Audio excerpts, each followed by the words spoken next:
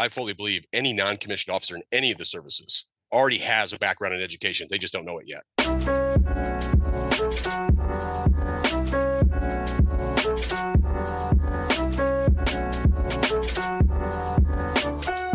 Hello, hello, and welcome to Keybard. I'm Tembi, bringing you compelling conversations and content about technology, education, and the arts.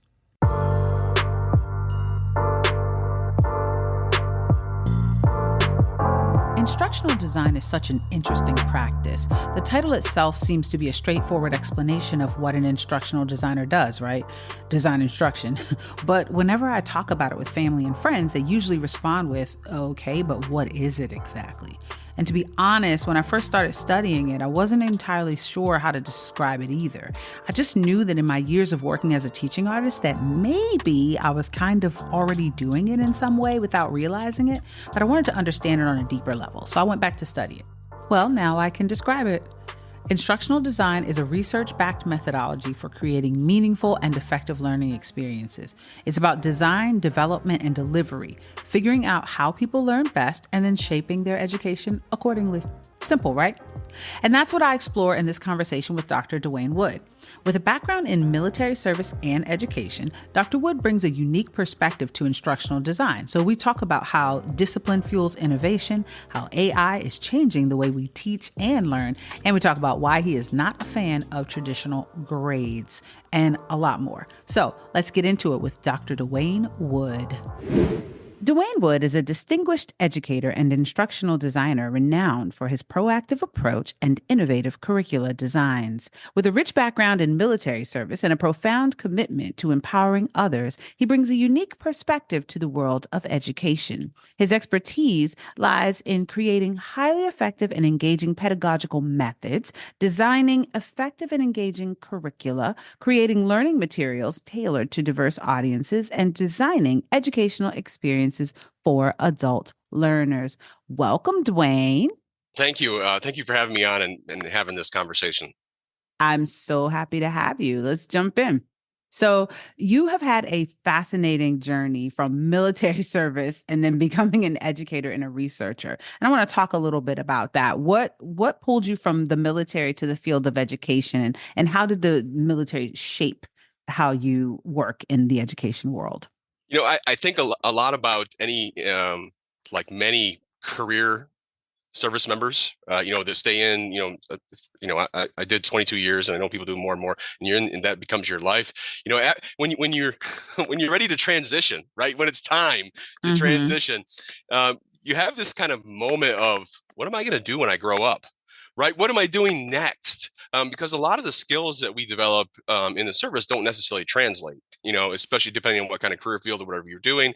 But I would say there's a lot of like intangible skills that do translate to any career field.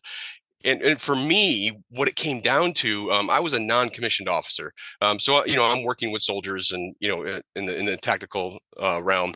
And what resonated with me was the, you know, teaching, mentorship, coaching aspect of being a non-commissioned officer. And it took me a little bit to reflect on, like, that's what I want to do. And how do I do that right after I transition? And it's being an educator, being a teacher, being part of that process in helping learning, because you find out when you're an NCO and you're training and you're working with your troops and you see the light bulbs go off, that was what you did it for. And that intrinsic reward was what kind of propelled me, I think, into the, what am I going to do after I retire from the service?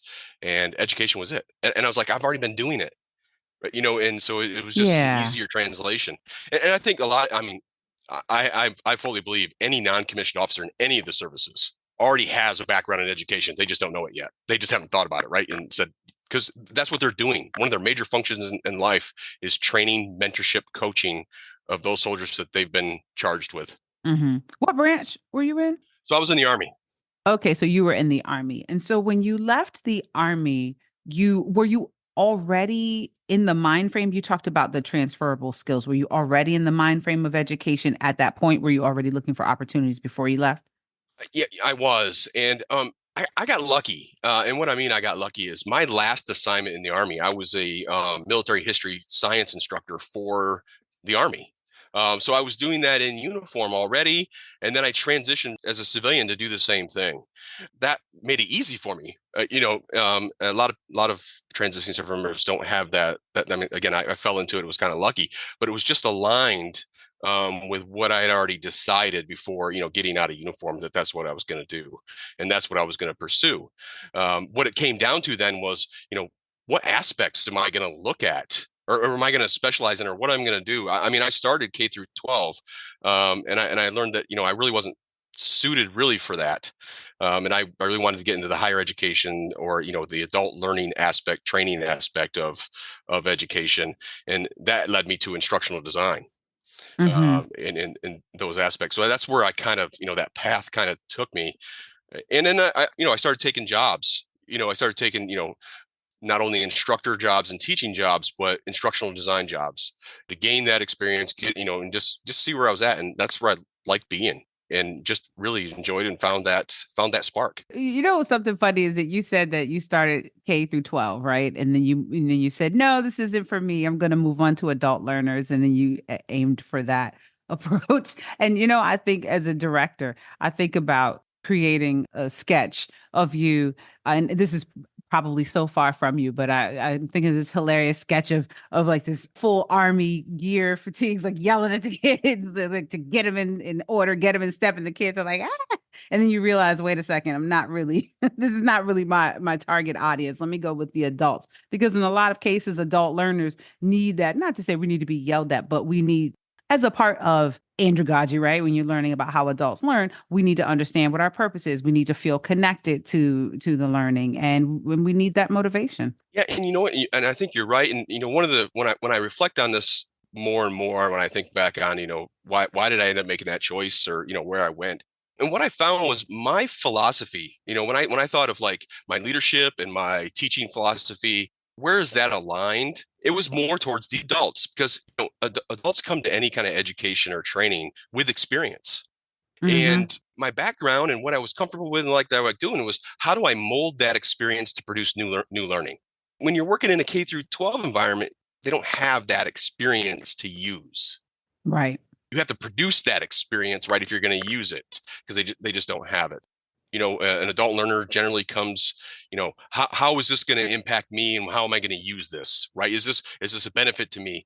So Right. that level of motivation was, for me, why I wanted to be there. Where in K through 12, you really had to provide the motivation, right? And it was more extrinsic versus intrinsic, right? So there's a lot of difference there in how you approach to produce the learning outcome that you're trying to achieve. So the adult side was just better aligned with me, right, coming out of the service and deciding what I was going to do. Yeah, so let's talk about artificial intelligence, also known as AI. So I talk to people all the time who are just like, oh, this AI is crazy. It's taking over. It's so scary. But a lot of times I find when I get into the granular aspects of AI, people don't realize that there are many different types of AI, and that AI can itself as a concept continues to evolve. And so I'm wondering if you can start by explaining to us what is generative artificial intelligence, which we'll talk about today. Yeah, so yeah, you're absolutely right. If you just say artificial intelligence, that is such a broad category. Everything from self-driving cars to, just, yeah, I tend to think more in generative AI in the educational context, though there's other AIs that can be applied, predictive and analytic and stuff on the back end of some educational stuff. But when I'm thinking again, student facing type technologies that are out there that are influencing our education system. Generative AI is those AIs that we're very familiar with. They are text generators, text to image, text to video, right? They can produce all these different things. And just to name a few to give you some context, ChatGPT is kind of like the big one out there, right?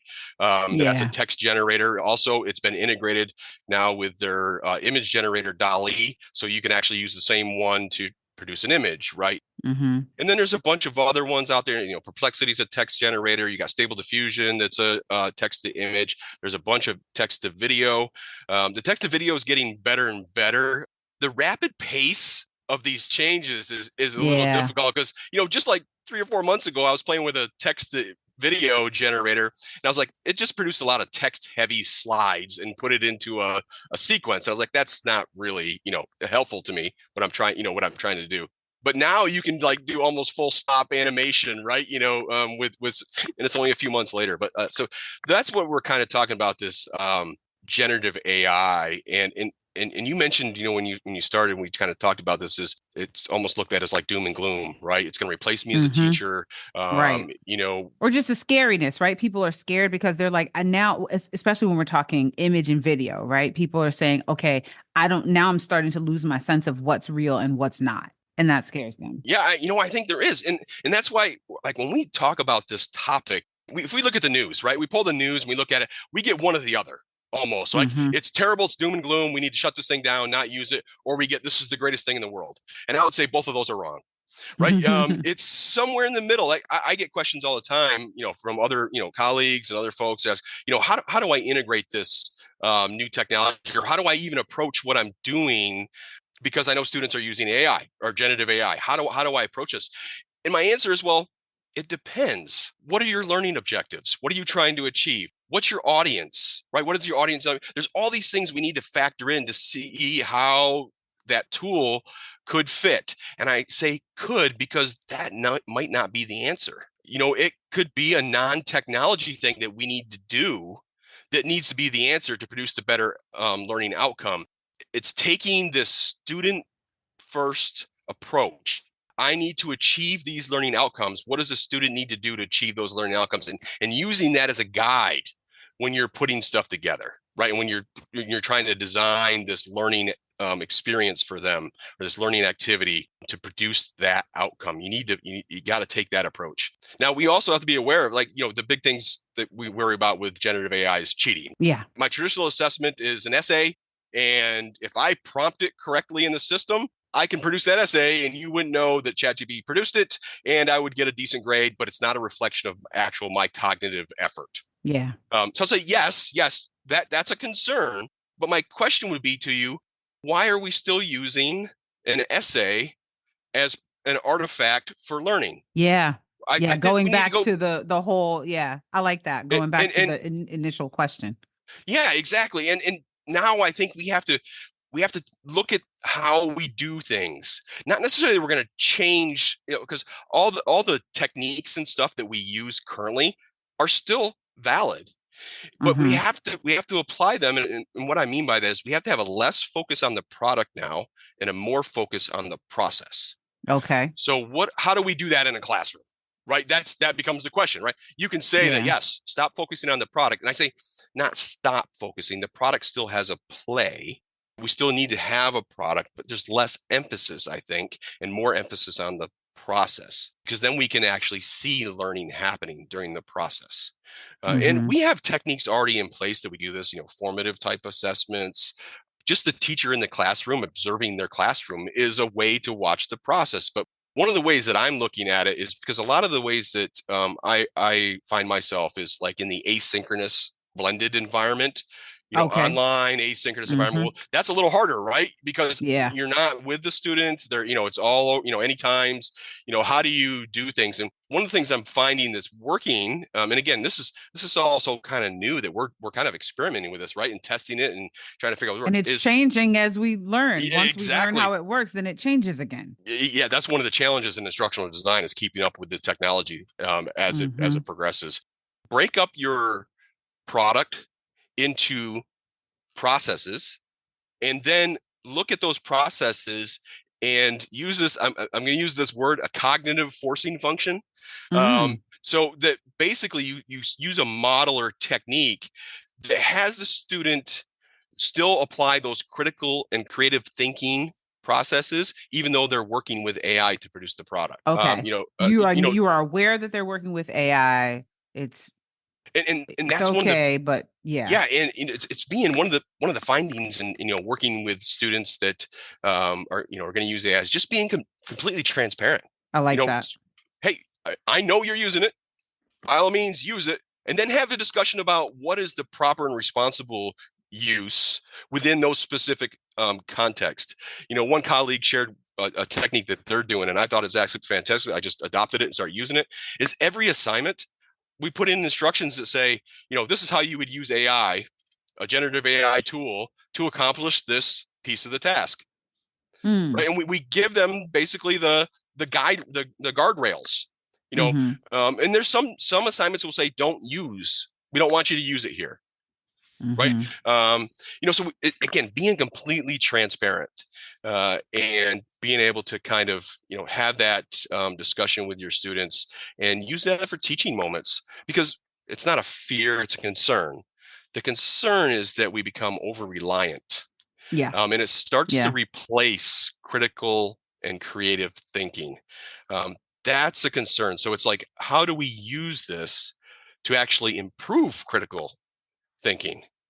And there's definitely ways, and there's a lot of people doing a lot of great things out there, to kind of tackle that issue. But that I just don't want to lose that skill set.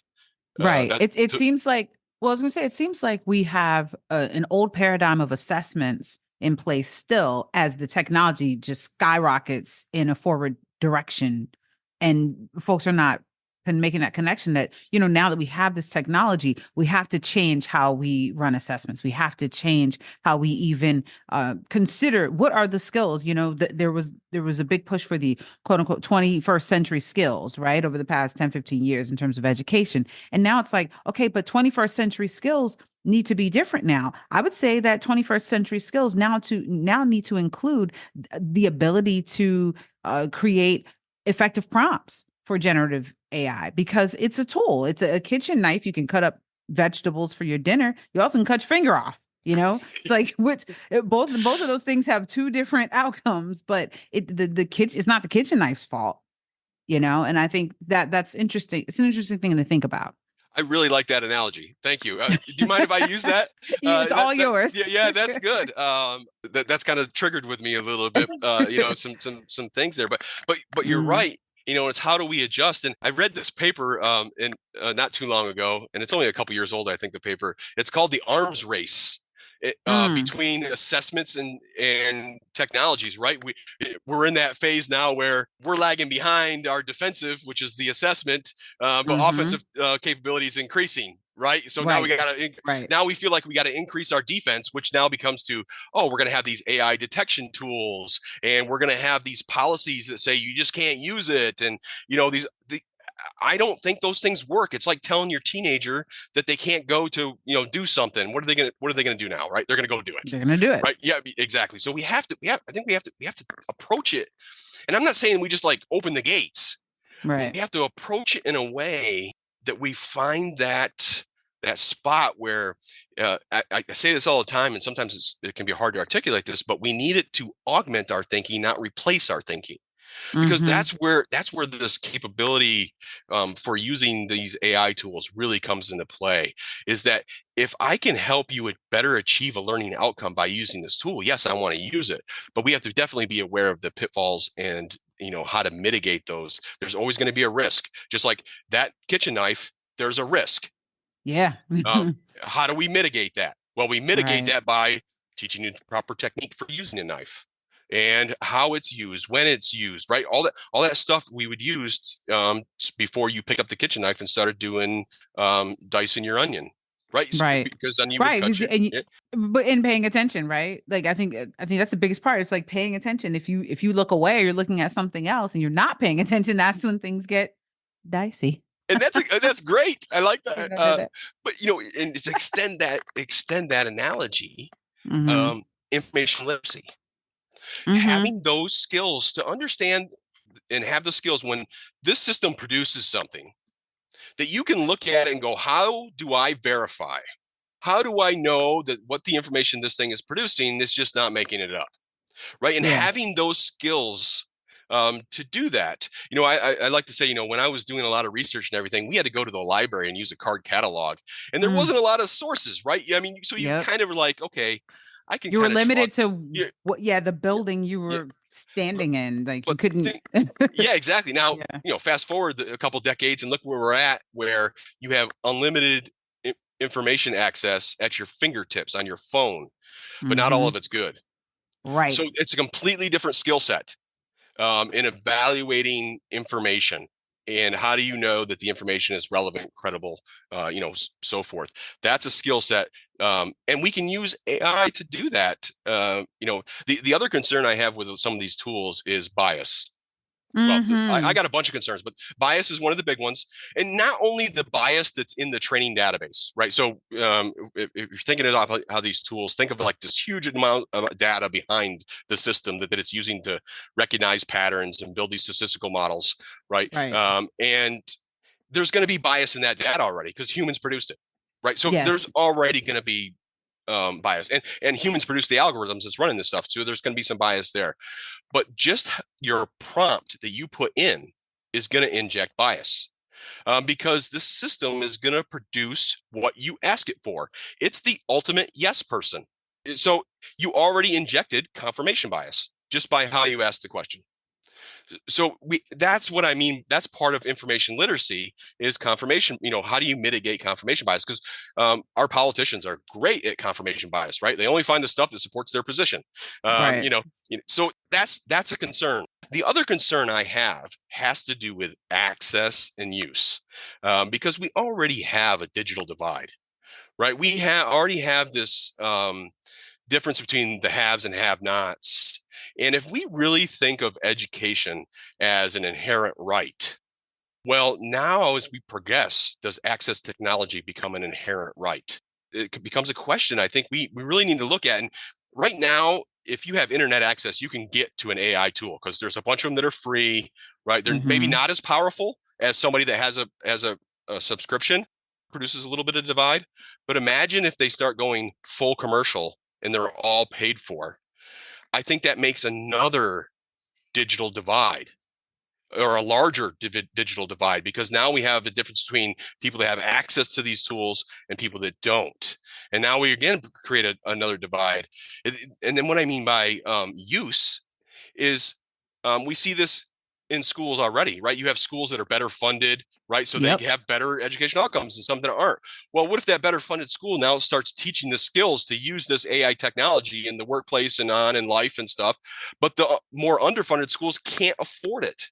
Right. They're still trying to, they're barely getting along with their within their resource constraints. They can't add that.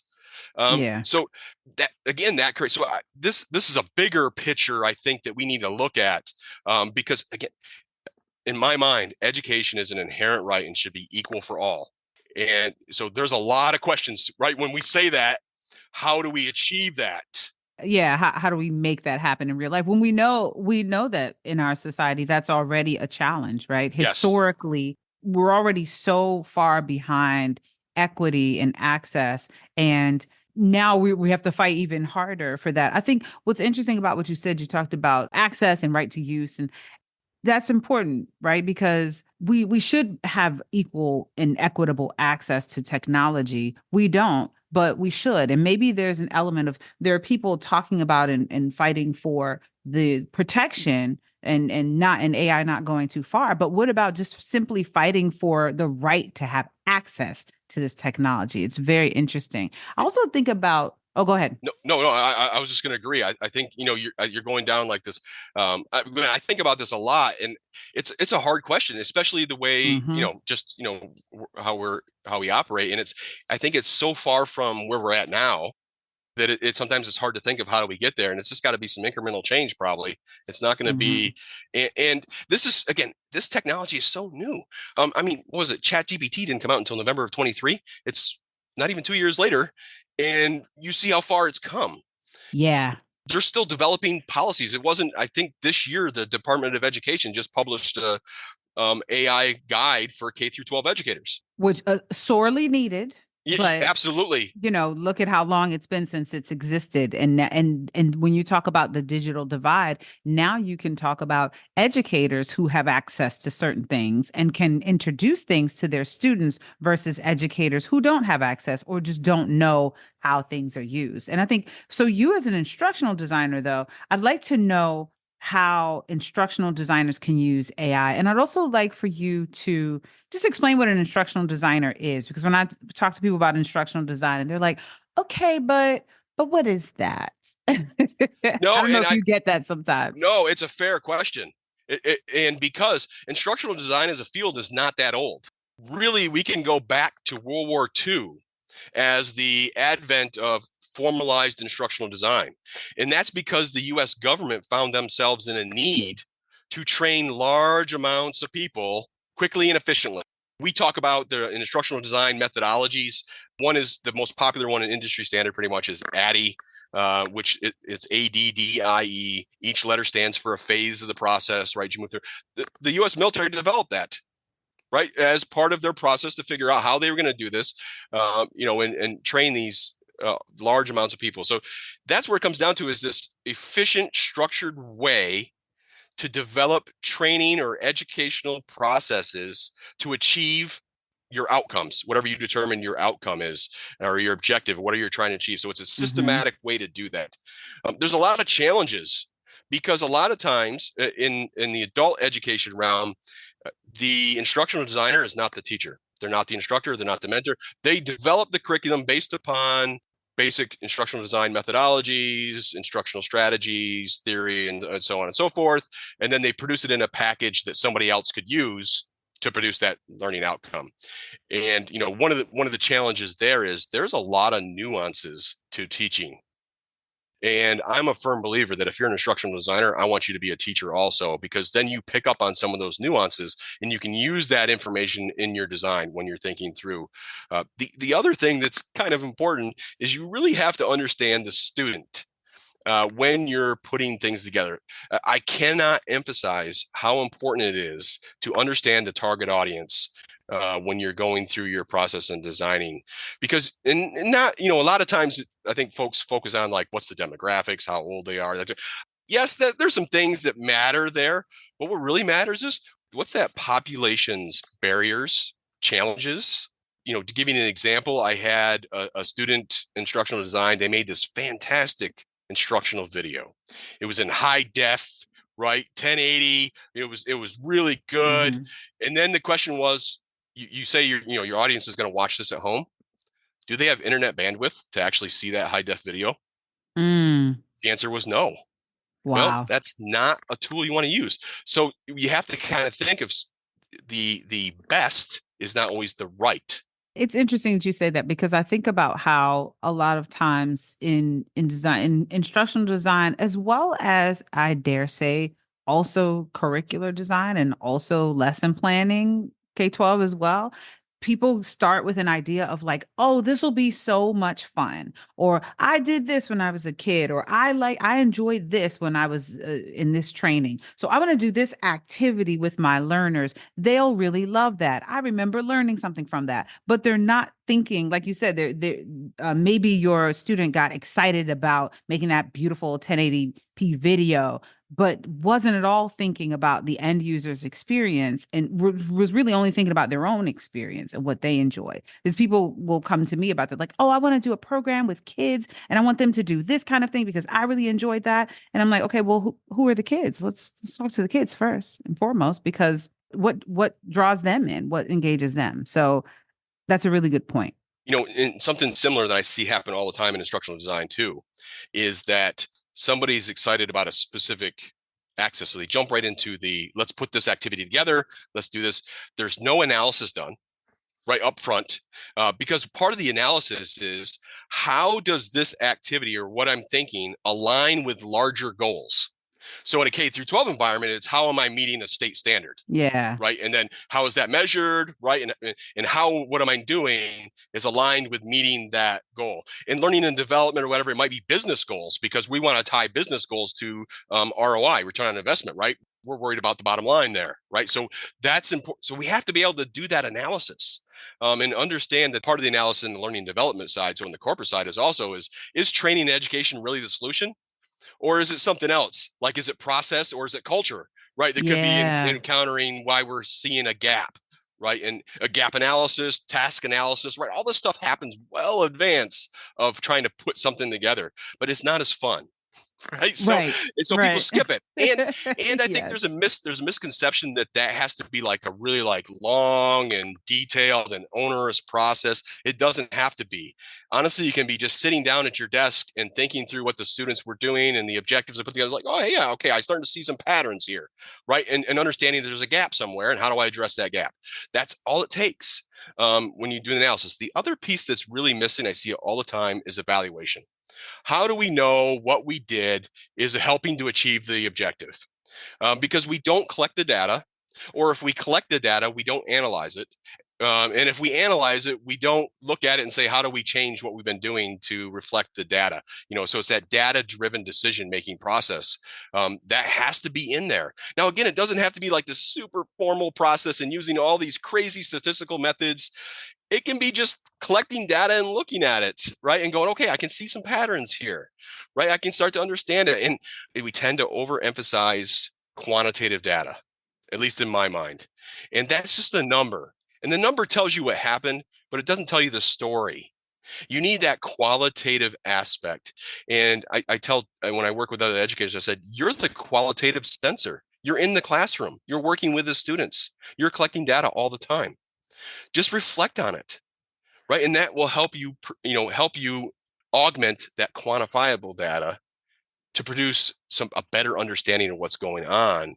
So then you can inform your decision making for future, right? It's just complete cycles. It's just going to keep, and we're not as good as that. Some places do better than others, but that's got to happen, and it's got to be in place. And a lot of it comes down to time and resources, right? Having the time and resources to do that. Again, it doesn't have to be that super long process and all that statistical data and stuff. And to bring a little bit more full circle, there are AI tools out there that can help in that means. We just have to be careful with student data. You know, we Right, right. Protecting it we gotta and be aware yeah. of privacy and security, and protect it, right? That's important. And so we have to be definitely aware of that before we jump in and start using one of these tools. There's got to be some analysis, right? Before we start Right. using this tool, we got to understand our context and why we're using this. What's our goal? Understanding, when I work with a subject matter expert to develop a course, the first thing I ask is to say, can you articulate in a single sentence what your ultimate goal for the student is in taking this course or taking this module? Because if they can articulate that, that is now my North Star as an instructional designer. I'm going to use that as my guide. And I'm going to question myself as I start to go through the process of, analyst developing, all that good stuff. I'm going to question, like, is this aligned with meeting that goal? And that keeps me focused. It keeps the learning focused. It keeps us from cluttering a course. You've probably taken a course in your lifetime that you're like, oh my goodness, I'm drinking from a fire hose. Yeah. Well, if you said that, that course is ineffective, Right. right? You've already exceeded cognitive load. You are not going to retain all that information. So in education, a lot of times less is more. And we just have to be okay with that and understand that. And sometimes that produces a little bit of anxiety, right? Especially for an instructor and teacher. But in my experience, if you can produce the bare pieces, your students will surprise you. Well, how can AI help with that as an instructional designer? Right now, just using, say, generative AI within your instructional design process can be used in all the phases.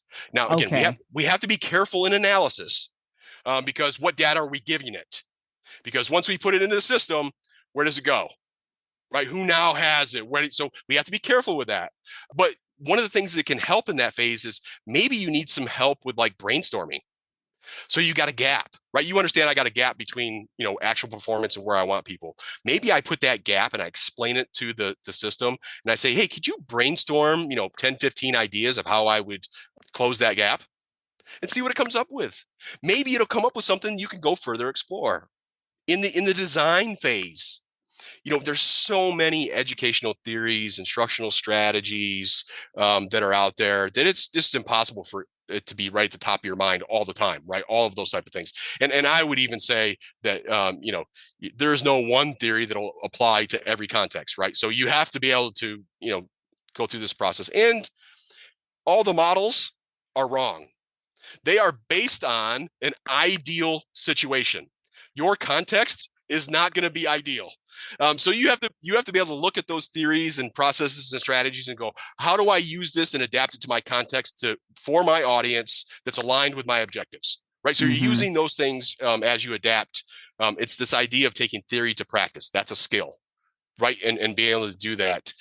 So that AI can help there. You can ask us some questions. One of the things I like to do is like, hey, this is what I was thinking about doing. And I'll type it in stuff and I was like, and then I'll say, hey, before responding, ask me more questions. Oh, that's And, interesting. and then when it runs, it just asks a bunch of questions and then you can respond to it.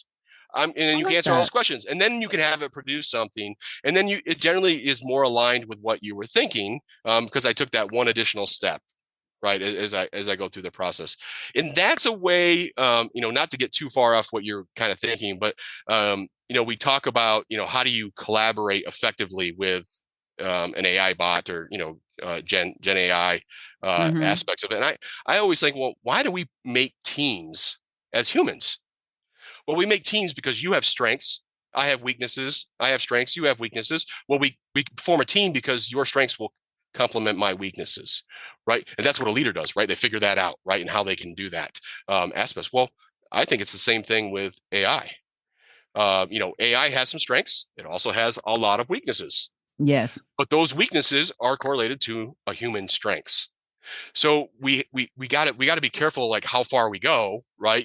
We just can't let AI do 90% of it and then human does the 10%, which is maybe submit something, right? That doesn't work. There's got to be that way to collaborate with this system. I do fear that we tend to think if we use this thing a lot, we tend to start thinking of it as a person. Yes. And I think there's some pitfalls there. I've named mine. I talk to it as a person. I'm guilty as charged. One of my concerns there is, with humans, based upon actions and how we interact, we build trust. That system doesn't understand trust. Okay, that's real. We have to be careful of that. And we have to understand how the system works. It doesn't see the big picture. It's just producing the next word based upon statistical probability. And it's not even a word. It might be a phonic or it might be a letter. It might be that's why if you put the system, ask it to spell strawberry, you can never get it right because it's working off these statistical probabilities. But if you say, hey, break up the word strawberry into individual letters, right, and then organize them, right, then it can do it because it's broken it up into, so it's the way we have to know how.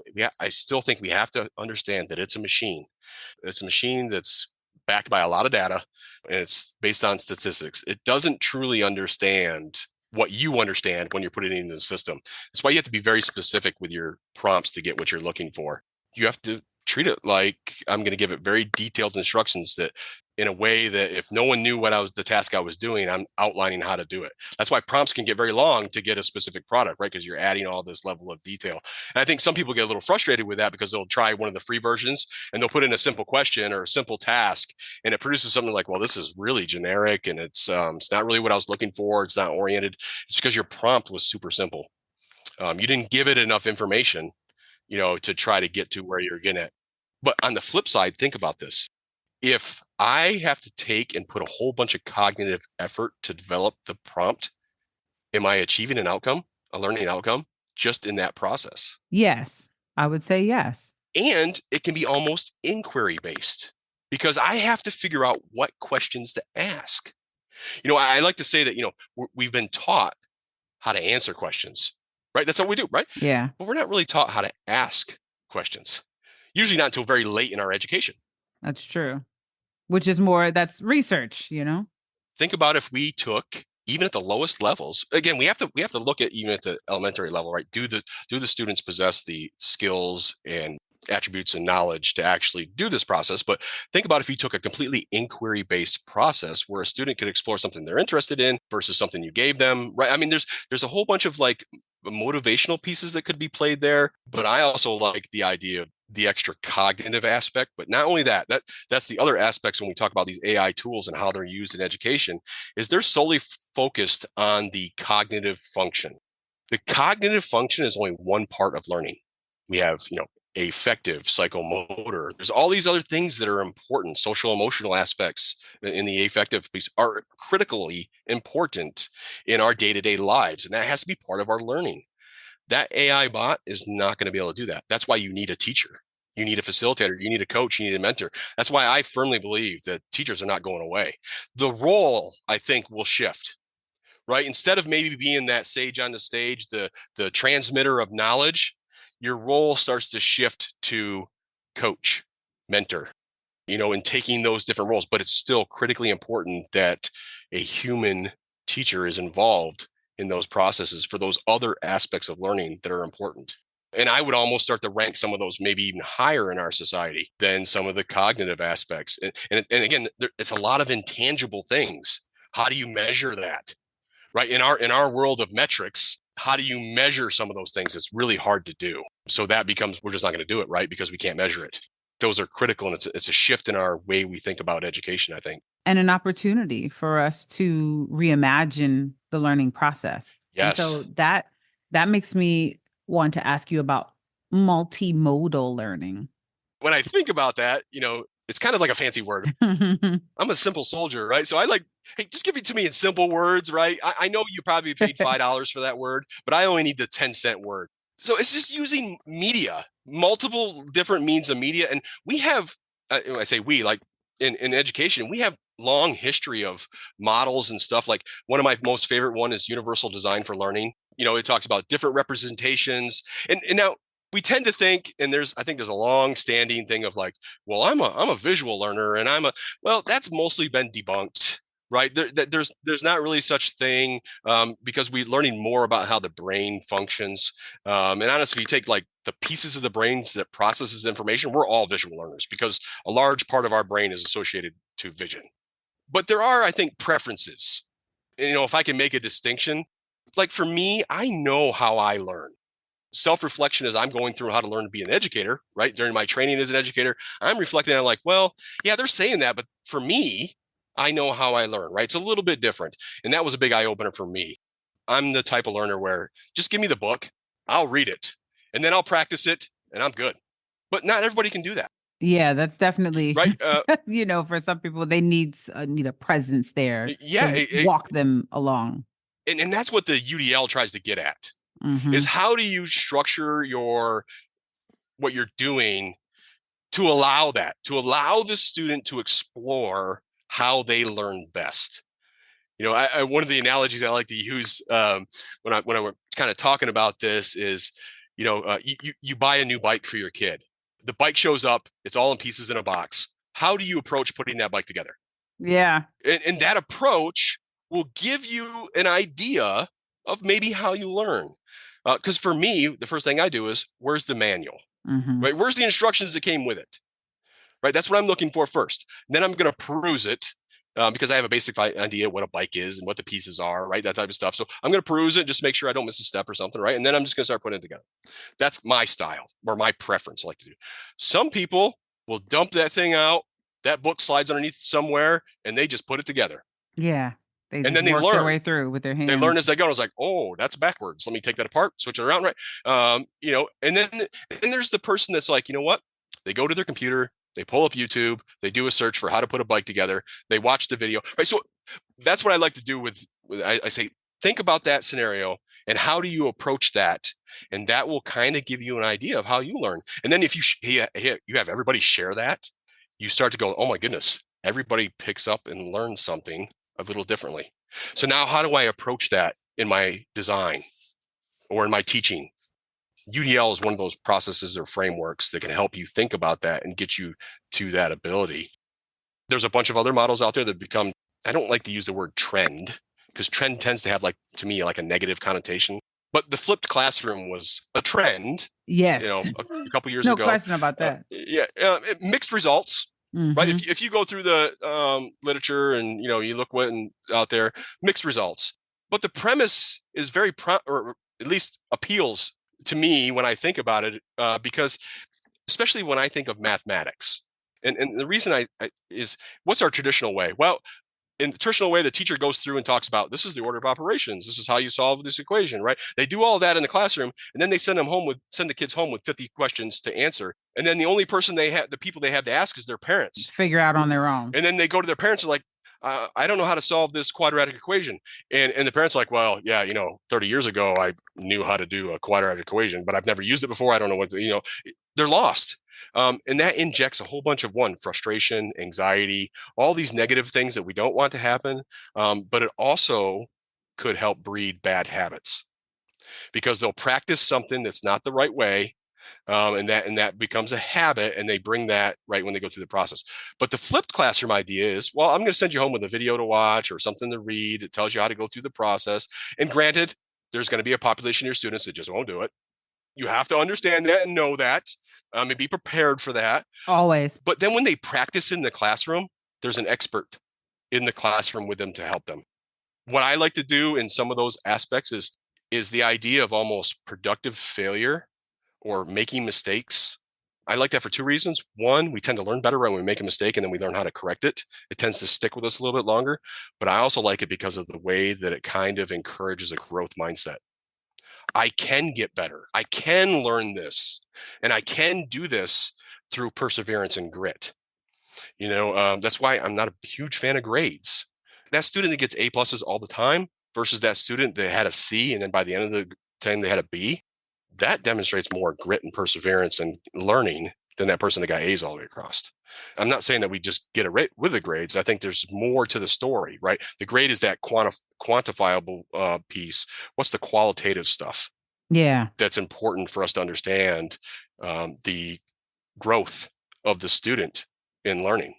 That sounds really easy for me to say. The hard part is, how do we do that in practice? Right. It works differently at different levels too, right? Like I find in higher Absolutely. ed with students, I say, because I'm not a fan of grades either, but they have to be done. So I'm saying, okay, I have calculations, and as long as you cross this line, as long as you complete this task, then you'll get an A. It's up to you. You're a self-selected learner. But then when you go to the K-12 realm, most of them are not self-selecting learners. They're against their will. Yeah. And again, a lot of times I see grades produce anxiety. Yep. And anxiety works against learning. And that's We all have they to, want. They just want the grade. and that's this idea when we talk about what we say instructional design. And I actually make a distinction between instructional design versus learning experience designer. And what I mean by that is instructional design is focused on the actual, step one, step two, right? And putting all these pieces and parts together to achieve this learning outcome. Well, in a learning experience designer looks at using like a systems thinking approach. What's everything that's involved? The context, the environment, all these other aspects that would factor into a student learning, and will make decisions on that. Think about some of the systems you've used for education. We talk about UX, user experience. That's a large part of being a learning experience designer. You have to understand, if a student has to click 4 or 5 times, they're probably not going to go there. Right. Right. Yep. That's just part of the, understanding how that design, getting into some of the design elements of Gestalt principles, right? And fonts. And I can't emphasize enough accessibility. If we design to accessibility standards, we are doing everybody a favor, not just the people that need it. And to give you an example, think about that adult learner that the only time, they work full time, they have a family, and maybe they ride a commute train back and forth to work. Well, the videos for their education, they have to watch on the train. Well, if there's captions for that video, they can do it. That just helped that learner. Wouldn't fit in the standard, needing an accessibility, but that accessibility helped them. Same with screen readers, right? There's times where maybe I just don't want to read all the way through that. If I can use a screen reader to tell me, I can just listen to it. That might Right. that might be one of my learning preferences. Which again, to come back, there are AI tools that will do this. One of the newer ones that's out there that's free is Google Notebook LM. You can actually put in a document and have it produce a podcast based upon that document. Really? So maybe you got this 40-page policy, right, that just came out, like maybe the one from the Department of Education, and you're like, I Perhaps. really kind of want to know this stuff, but I don't want to sit and read and scroll through and find it. Turn it into a podcast and listen to it. So interesting. That's a way that AI can be leveraged. Mm-hmm. But again, we've been talking about very, very targeted, very, very specific reasons how to do this. I don't think there's a general, yes, in general, do this with AI. I just have a hard time believing that exists. It has to be specific with understanding the the limitations and the boundaries, understanding the risks so that you can mitigate them, and having that transparency with the student or user learner to produce this product, whatever you're trying to achieve. That's a lot to say, right? And it gets complicated real fast, but I think that's where it is, right? We have this problem, I think, in our, maybe I shouldn't couch it as a problem. I'm going to say that word because I can't come up with another word. But the problem of, one of the fallacies of thinking is the exclusion of the middle. And, Mm. and all you have to do is think about our election cycles and stuff, right? There's either left or right, when the answer is probably in the middle. It's a little more complicated. It's harder to explain in a 30-second byte, information byte, and it requires some critical thinking, right? And that you can't do that Yeah, who wants to do that? yeah, exactly. But what I think happens though is we start to think, well, there's only a left or right. There's only option A, option B. Well, there's an infinite number of options between A and B, but we have to be able to figure out what those are. We're not practicing that critical We're thinking not process, practicing to it. your point. Yeah. Yeah, So, we jump.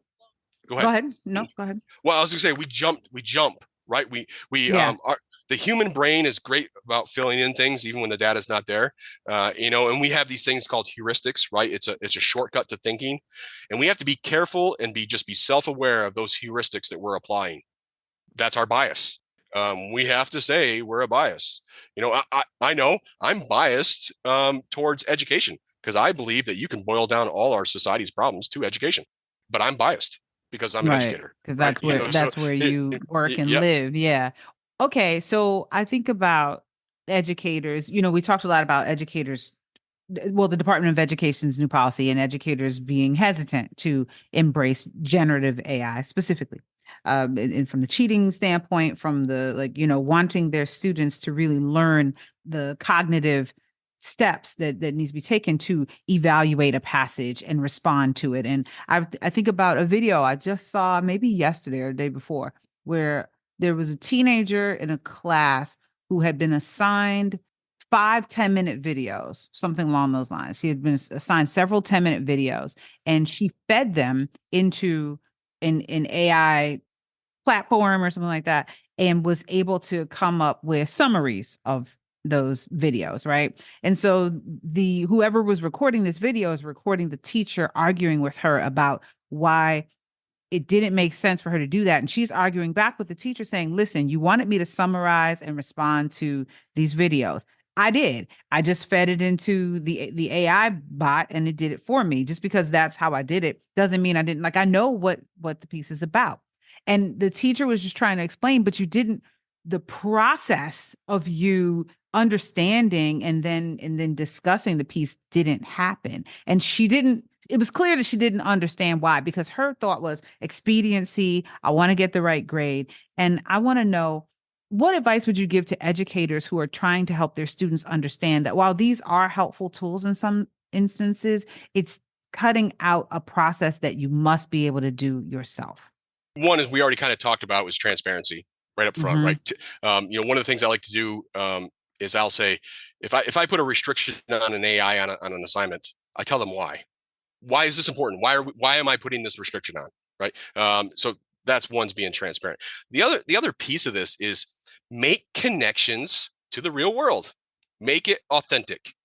Make the reflection or the process of the learner to make those connections.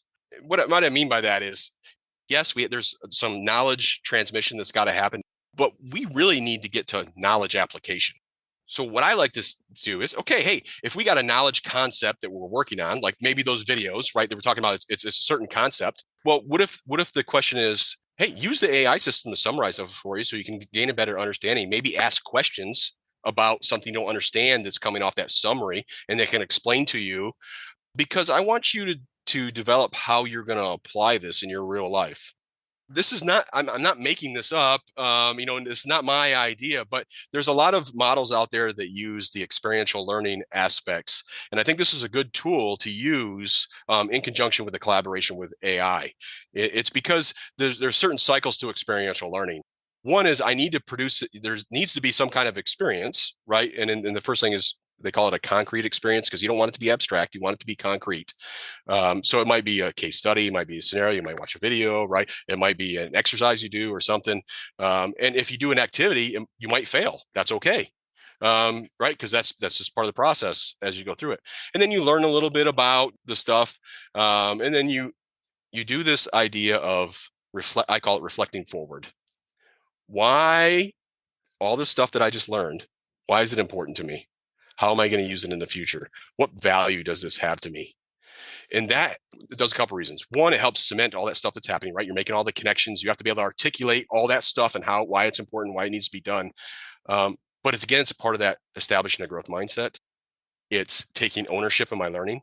Again, these intangible things that you want to happen during your learning process, but they're hard to measure. They're hard to design for. Honestly, there's a bunch of resource constraints you have to take into account. People are getting very creative too, though. Students get creative too. Learners get creative, right? If I'm in a time crunch and I need to produce something by a certain date, I might just use one of those tools to do it, right? That because I'm feeling pressure. It's part of my belief, like part of my teaching in instructional philosophy is time does not equal learning. Yes, there might be some deadlines, but if you communicate with me, again, being transparent, I don't want you to rush through an assignment and submit it because the intended learning doesn't happen. There's learning that happens, but it's not the intended learning. So if I have to give you some extra time to accomplish that, let's work together. Let's figure that out, come up with a solution so we can get to the learning. And that's coupled with my idea that I'll take resubmissions anytime because that just furthers the learning. If I provide feedback and you take it and look at it and maybe we have a talk about it and then you reproduce it, the learning happened. And that's the goal, learning focused. And it's tragic if I give you a worse grade just because it took you a little longer to experience that learning than the next person. Yeah, it works against you. Honestly, I think late penalties work against learning Mm-hmm. because now you're providing that stick that's reinforcing this. Let's just hurry up and submit something, which to me that's not the goal. The goal is to work through that activity as designed, to go through the processes to get to the end state that's aligned with achieving that outcome. Now, granted, I say that like, we don't have unlimited time, Right. right? There's not unlimited resources, but we have to be able to think through that and work through that and be able to be flexible enough in our policies and processes. Maybe the university gives a 2-week gap between courses. So that allows an instructor to have a little extra time if someone needs it to bleed over to accomplish that outcome. Again, I work mostly in the adult education, and most adult learners that I'm encountering are working full-time jobs, maybe a full-time job plus a part-time job and taking care of their family. And they're trying to, do education at the same time and just be understanding of that and how that will impact their learning. And, being flexible enough with the idea that you're still going to achieve the learning outcome, but it might not look the same as it does for another student in that class. Yeah. And that's okay. And that's okay. Yeah. Because I'm getting to the outcome. Yeah, that's definitely a paradigm shift that needs to happen in the minds of a lot of educators. And I know that we've talked both about instructional design and we've talked about K-12 education. We talked about higher education. So there's a lot of different sort of lanes in there. I think for our listeners to understand that we are definitely crossing certain lines between compartmentalized areas of education, but they all apply. Some of the big ideas that really stuck out for me: transparency, time not equaling learning, taking ownership over one's learning as a student, as a learner, which I think is really empowering, digital literacy and information literacy, and then mitigating bias. Those are all things that really stuck out to me in this conversation to continue to think about moving forward, because the technology is not slowing down. It feels like it's speeding up, and there's no point in sticking one's head in the sand and just trying to make it go away. It's like, how can we navigate this new world that we're in, and how can we change our thinking? So I'm really excited. I feel hopeful about this, even as scary as it might be. I feel hopeful about the possibilities of what's ahead. Any closing thoughts? I would just like to, if there's any listeners that are thinking about using, they're an educator and they're thinking about, or maybe they're hesitant and completely understand, but try to go out and find some of these systems, go in there and just experiment with them. Just see what they can do, and then just start having some reflection about one, how are your learners potentially using this because they have access. They might not be using it. I think we tend to overthink how many people are actually using it, Mm-hmm. but it's a tool. It's available out there, and just kind of understand that and start to understand what it is. And then it's a slow incremental process of, I wouldn't say just like wrap your arms around it and say, yes, this is it, right? You need to understand it, and be able to, you already know your context and you already know your learners, and see if that could be a tool that could be used. And also think about sustainability over time. That's something we tend to forget, right? We tend to think in pretty short, like just the school year. Well, think of like 2 or 3 years, 5 years, right? What does that look like? Just kind of have the kind of internal dialogue and maybe experimenting with it. There's a bunch of free resources out there you can just Google and find on, AI and education. Use a reputable source. There are some, if you type in open educational resources and type in AI and education, it'll come up with a bunch of stuff you can take. These are all created by educators for educators. So you can go in there and you can see what everybody else is thinking. That's so, so great. So helpful. I'm so glad that we got to talk today, Dwayne. And this is Thembi. This is Keyboard. Until next time. Thank you. Keyboard is produced, directed, and hosted by Tembi Duncan. Theme music produced by Psycho Sid. If you enjoyed the show, please subscribe, follow, leave a review, or give us a 5-star rating. Your support helps the show reach more listeners, and it means the world to me. Thank you for listening.